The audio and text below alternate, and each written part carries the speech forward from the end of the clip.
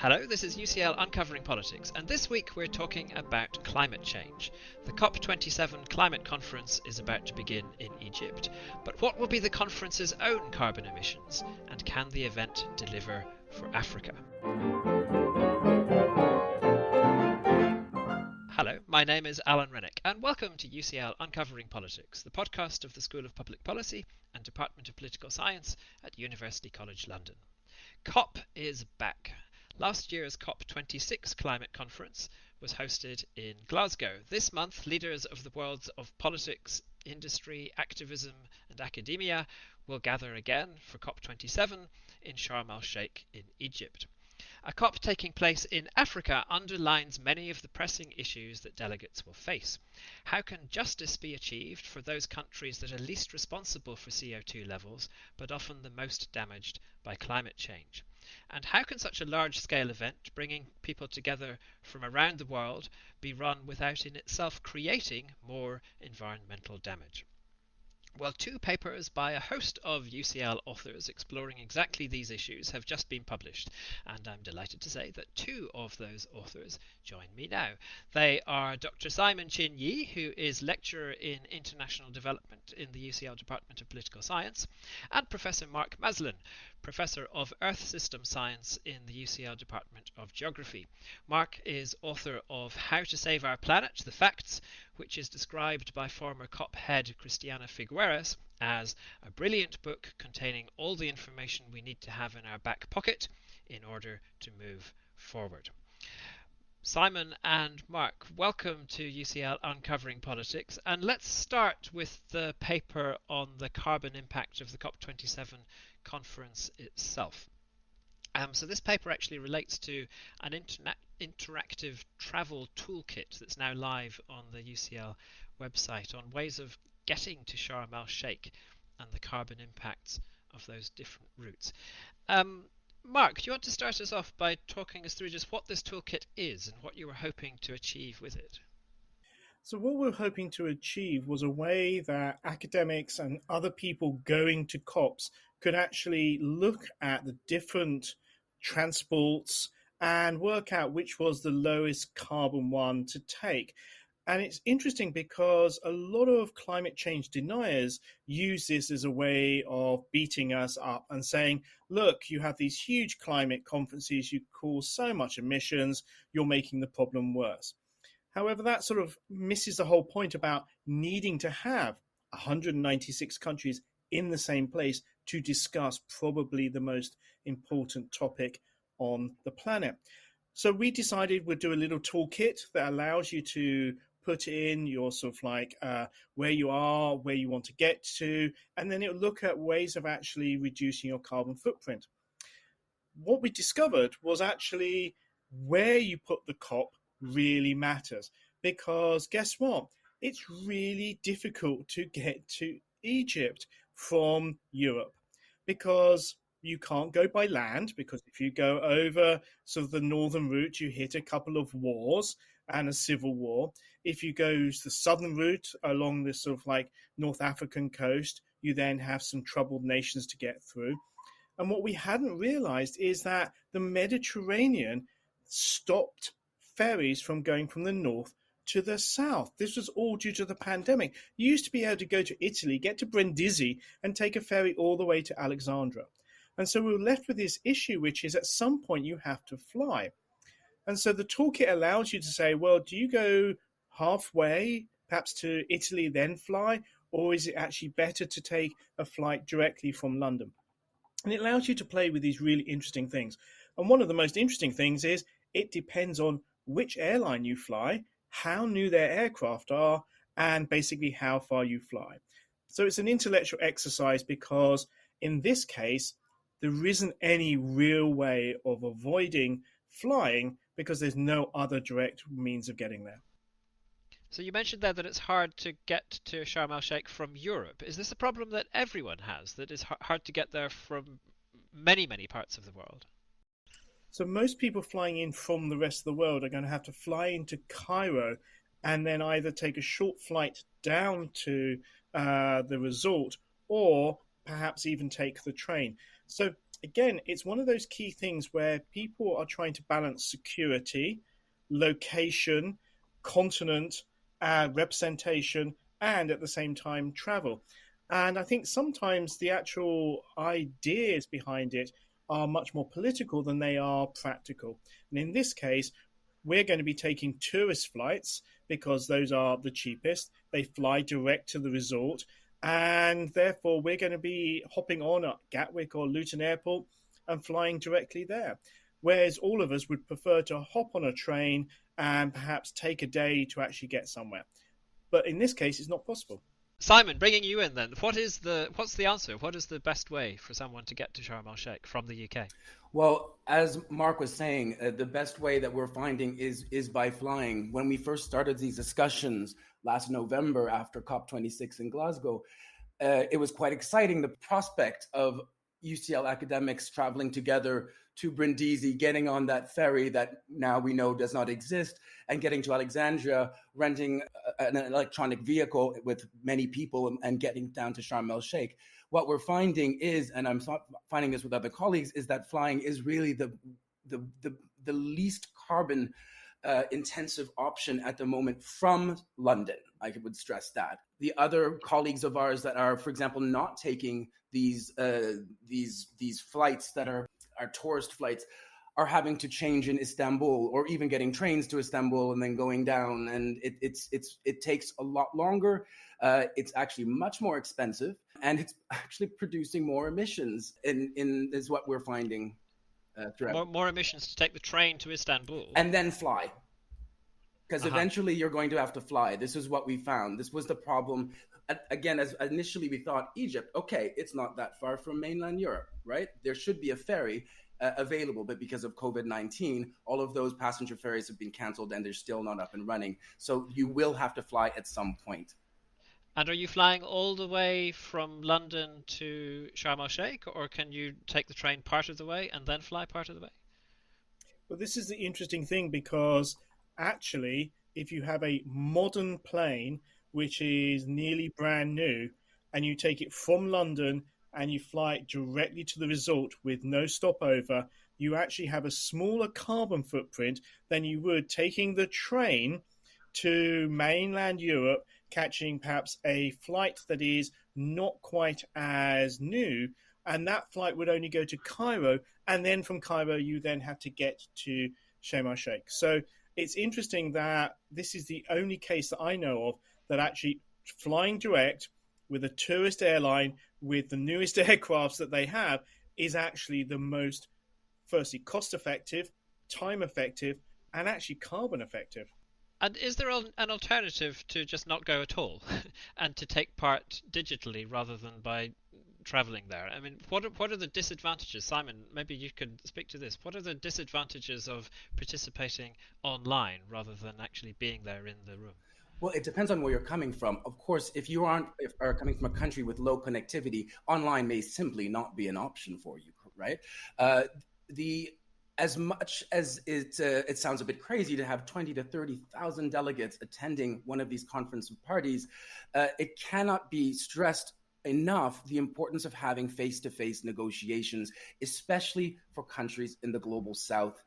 These are countries that a lot of the time will be coming to the COPs to start or get involved in the negotiations. Or, for example, if the European Union, you have a whole team, a whole wing of people that are already working on these issues. So this is a chance for global South countries to actually get their voices heard. And I would say if you're doing that online, as we saw in 2020 when everything did go online, including some of the negotiations, that they just weren't as effective enough. And the regular players, and we can talk about representation even in the COP, of course, but a lot of that was the justice aspect of that was decreased even further in terms of countries from the global south being able to attend. However, Alan, let's take your point. Every delegate, especially if you're coming from Europe, UK, US, or anywhere, do look at your carbon footprint to understand exactly what emissions are being produced by simply your attendance. That's one of the goals of this paper, was to look at transparency in when it comes to travel to these giant climate conferences, in order for the public, for example, to understand what on earth is happening when you have, as I said, tens of thousands of delegates, media, negotiators, academics attending one of these climate conferences and are all flying in there to get there. So what's the case for the two of you to be there, Mark? So the most important thing is, as Simon said, is that face-to-face. And we have to look back at the representation where you have had incredible politicians from the global south who have been able to move the negotiations. The idea that not just do we have a 2-degree limit, but we have an aspiration for 1.5-degree limit. That was the small island nations, that was the developing countries with some support from the EU who really pushed that through. So actually being there, being able to negotiate is incredibly important. But why should two UCL academics be there? So why we're there is we need to be able to observe that. We need to be able to report on that, and we need to actually input to that. So we have incredible colleagues at UCL that cover everything from engineering to law to medicine to politics. And you have to remember that COP is a complicated animal. There is firstly the negotiations right in the core where the countries are trying to negotiate different treaties and different sort of legalities. And then outside that, in the green zone, you still have what I'd say is the sort of like city fair, the fair where countries and organizations like the World Bank, FAO, show off their wares. And a lot of business and a lot of science is done there, where we can engage with these global players with our science, with our social science, and input our expertise. Then outside that, you have business. Business turns up to all the COPs because they know everybody they want to talk to is there, and they set up their own COP meetings outside. And then, and this is going to be really interesting about how it happens in Egypt, is the social movements, the protests, the actual engagement outside.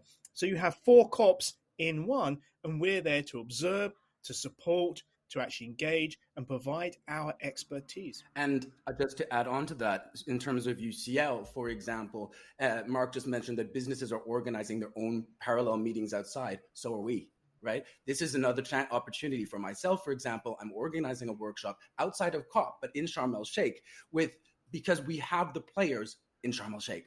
We have the countries that I need to work with, our partner countries. We have the consortium, we have the funders, we have the World Bank, we have all of these different players that will be present at Sharm El-Sheikh. What are the opportunities of getting that together? And this is one of the things these COPs can do. So in parallel to that, we can forward our own policy, our own work, our own research as academics. And I think this is really important because I don't think people realize that this is the first opportunity or the only opportunity per year where 196 countries get together and all have the same voice. They all have the same representation, one country, one vote. And so therefore, this is really interesting. And this is something that Chattopadhyay picked up from my work. He suddenly realized that actually the reason why countries of the world actually communicate is because of the COPs, because there's no other forum that they do this.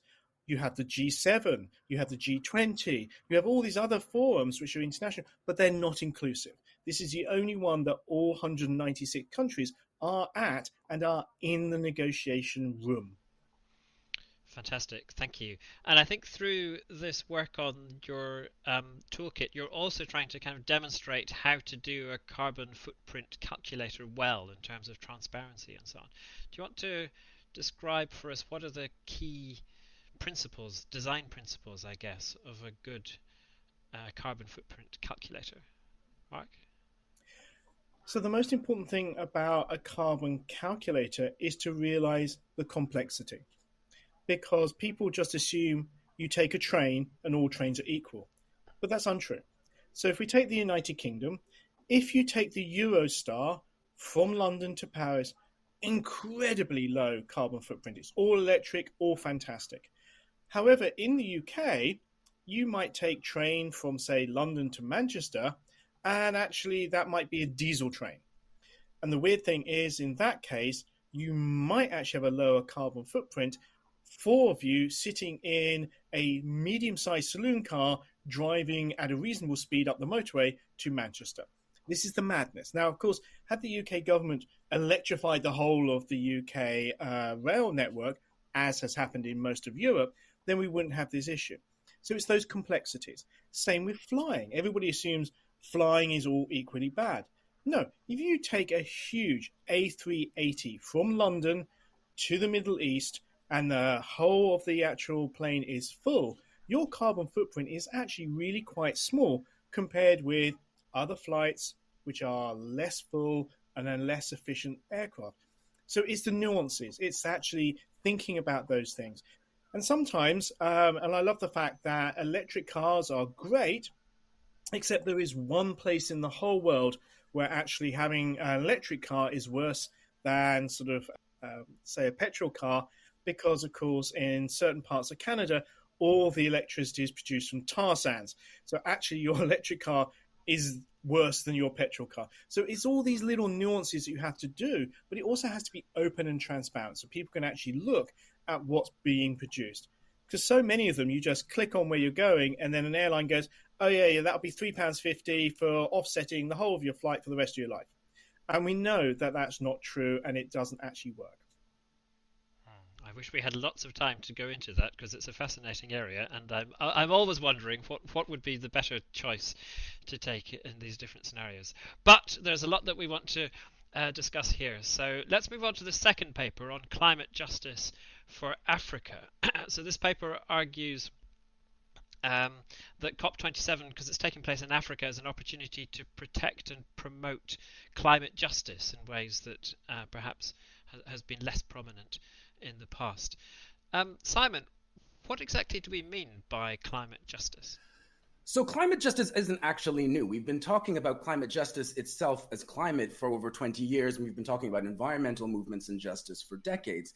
But what I think we see in the current climate negotiations and what a lot of countries in the global south are looking for is a link of climate justice to human rights. It's linking development and human rights to achieve this human-centered approach to climate change. It's all about, or supposed to be about, safeguarding the most vulnerable populations by sharing both the burdens and the benefits of a changing climate. So in terms of our paper here, but in terms of also the negotiations, what I think we want to stress here is that what we used to see in climate justice, it was about perhaps reparations, which, as we know, the global north does not like to hear those words in the negotiations at all, still to this day. But it's not just about those financial transactions. Climate change justice is much more than that. It needs to be seen with this within the context of centuries of resource exploitation, on this case, on the African continent, for example. The concepts of common but differentiated responsibilities and respective capabilities. Again, this is a concept that came out in the early 90s, right? This is not new, but it is the tool with which many in the global south, and of course 134 countries, make up the G77 in the global south. So the difference between India, for example, and Burundi are vast, but they use these same concepts to highlight the importance of understanding vulnerability and their identities and their situations within climate change in the negotiations themselves. It's important to reduce emissions. That we know. Of course it is. We're looking at mitigation. Global North countries like to focus on mitigation. It was excellent to see at COP26 that finally, after over a decade of the Africa group in the negotiations pushing for 50% of finance being put onto adaptation, that was kind of being accepted. Because it's not just enough to look at reducing emissions. We need to look at effectively decarbonizing different sectors, many of the sectors we bring out in this paper, including infrastructure, energy. My specific work is on the maritime and shipping sector. Because while we need to green these sectors, while we need to look at decarbonizing these sectors, we also, especially in countries in Southern and Eastern Africa, but in the global south, need to start and keep developing the sectors as well. So we need to first grow the economy, but in a way that is more emissions friendly. So back to climate justice itself, if we're going into COP27, and something we hinted at when we were talking about the toolkit was the fact that it is in Africa and it's being touted as the Africa COP. And so in terms of just attending the COP, this has been a problem for many countries in the global south to actually attend Sharm El-Sheikh, but we can get into that at a later date. Within this COP, because of the Africa COP, and something that I would like to see coming out of it is a concentration or a focus on loss and damage in finance. Now, we've seen and we've talked about this in the past, but I think in terms of the role of justice, climate justice within the negotiations, though, that concept of loss and damage needs to be at the center of, and what we are expecting to be at the center of these particular negotiations. And do you want to just articulate exactly what that means? Because I always find when I'm in these conversations about COP, I'm in the middle of the conversation, I can just about remember what we mean by mitigation and adaptation and loss and damage and so on. And then after 5 minutes, I've kind of forgotten again which bit is which and so on. It's all slightly counterintuitive. So mitigation, sorry, Mark, do you want to go for that? So it's very simple. If we look at how the COPs are structured, the major focus is about mitigation. And mitigation is how do we reduce our carbon footprint? And that's globally. And the interesting thing is that we have now taken on board that we have to go to net zero as early as possible. And that was the real focus of COP26, really pushing forward the NDCs, the National Defined Contributions, which you and I call pledges. So basically the countries pledge that they're going to make this amount of cuts by this point in time, which is interesting because we have 80% of the global economy under a net zero pledge. And that includes USA and Europe and UK are going to be net zero by 2050, India by 2070, China by 2060. But that's only half the story. The other half is adaptation. And adaptation has always been seen as the poor relative. It's always been pushed to one side. And this is actually because of the politics. Because every scientist and social scientist and economist is shouting very loudly at politicians, reduce your emissions, they felt that bringing in adaptation was a sign of weakness, that we had lost the battle against climate change, and therefore that would be seen as against mitigation. We've come round to the realization that we haven't mitigated quick enough, and therefore we know all the extreme climate events of 2021, 2022, and more into the future, we need to adapt now, particularly when we have billions of people still living in extreme poverty who are incredibly vulnerable. So we need to lift them out of poverty. We need to adapt their environment to make them as safe as possible. And this is the importance of the African COP, because they stated very early on that adaptation was going to be one of their most important pillars for this actual meeting. The second thing is that what Simon mentioned is loss and damage. This was a way that has been discussed for a good decade and a half to say, okay, the rich countries have actually produced most of the pollution in the atmosphere. And therefore, there's a historic legacy. I have to say other countries are catching up very quick, but there should be some transfer of either reparation or damage costs. And therefore, they were setting up, and it was going to be the Glasgow Loss and Damage Facility. And you set up a facility where there's money, which then least developed countries can bid into and go, look, we've had this damage. We need some money to actually repair and adapt for future events. Interestingly enough, lots and lots of debate. And it was on the Saturday, of course, COP26 should have finished on the Friday. It was on the Saturday that actually the USA and the EU were whispering in a corner, and basically they blocked loss and damage at that moment in time because they feel vulnerable that this could open the floodgates to litigation and huge amounts of costs coming their way. Despite the fact that they agreed 10 years ago, actually more than 10 years ago, to provide $100 billion and still haven't. So I'm not sure how they feel vulnerable to being held over the coals for loss and damage if they haven't even paid their first bill. And is progress likely in Sharm El-Sheikh on this loss and damage issue? Well, I think that the developing countries have it very high on their agenda. They are going after it. And I think what they're going to do is they're going to hold it as a card to say, if you want us to improve our pledges, our NDCs, if you want us to actually decarbonize quicker, we're happy to do that, but we need you to agree to loss and damage. And we're happy to actually put that into a proper framework, and that's going to be the 2-week negotiation. I think Simon might have some better insights to whether we're ever going to achieve that or not. Do I have any better insights? I'll just say that I brought out I did a podcast 1 year ago exactly, and I had the exact same. Someone asked me what I wanted to come out of COP26, and what I wanted to come out of COP26 is what I want to come out of COP27. And it's when, in terms of the global South, it is finance. Where is that 100 billion that was promised in Copenhagen in 2009? It's simply not there, right? It's simply not there. This pact on loss and damage that was blocked, as Mark said last year, is that coming back? You'll see I've seen certain factions of civil society from the global South pushing this. Not all, I would say, and I wonder whether the being blocked at the last day of COP last year will hinder it this year. The fact remains is that finance remains key to countries across the African continent in order to be able to contribute to achieve their nationally determined contributions.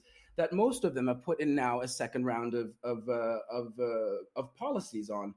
But without the finance, they're not going to be able to address the climate needs that they have. And as Mark said earlier, as when he very eloquently explained the difference between mitigation and adaptation, this is why the Africa Group has been focusing on adaptation. Very few of the countries have, or hardly any, have anything to mitigate, right? They don't have anything to mitigate, first of all. And second of all, they are not in a position to financially assist other countries. So they are looking for this finance so that they can put in their own adaptation projects in place so they can themselves protect their own economies. And this is very central to both what they're doing, but also how they're addressing their own emissions, for example. If they're able to leapfrog, look at using oil, gas, different sort of fossil fuels in order to, for example, build ports with green energy solutions so that their economies can be built, but at the same time, they're not adding to the global problem of climate change, then that would be the best for everybody. But we need the countries in the global north to actually recognize this. And in order to recognize this, they need to put that financial foot forward so that countries can actually have a pot of money that they can more easily, I'd stress as well, draw from to implement these projects. I also think with the finance, we actually have to really work hard at central banks, international banks, and countries, because what was discovered before COP26 was that we were curious why people in the developing world were still paying for coal-fired power stations. When renewables are cheaper, they're easier to maintain, they provide you with energy security because you're not reliant on anybody else. And it turns out when UCL academics dug deep, it turns out that if you're a least developed country and you go to a central bank and you say, please, can I borrow some money to build energy project X, the interest is higher on a renewable project than it is in a coal-fired power station. And it's a sizable difference. And actually, over the long term, that's a huge amount of money. And therefore, countries are going, well, I'll just go for a coal-fired power station. Thank you very much. When you told bankers this, they went, really? They hadn't really looked into their algorithms or their actual black box of how they actually allocated money. So actually getting to finance and saying to finance, look, just make it a level playing field. Just make sure that countries can access the finance they need for these things. And again, if you're a country, now we also see you want to have energy security, because what you don't want is to have energy for your most vulnerable people and suddenly overnight, because of geopolitics, the price of that energy doubles. because then suddenly all the gains you've made for lifting your people out of poverty suddenly disappear overnight. So what you really want is that energy security. You want to be able to have it distributed so it could be in the countryside. And this is where renewables really come in. And that's fascinating, and it gets to what I'm afraid will have to be the final question, which is basically what needs to be done in order to get better outcomes from this process. And you might intuitively imagine that, well, this is just a power game in which the rich countries have the power and therefore they're going to impose the outcomes. But that example that you've just given us, Mark, of how the finance system is working is suggesting actually there are potentially lots of kind of micro things in various different aspects of this problem that could be addressed that aren't about power, that are just about kind of habits, ways in which things have been done in the past, and that it is actually possible to address things and make them better. So some brief thoughts from each of you, I guess, on what practically it's possible to do in order to make things better would be really fascinating. Simon, do you want to go first?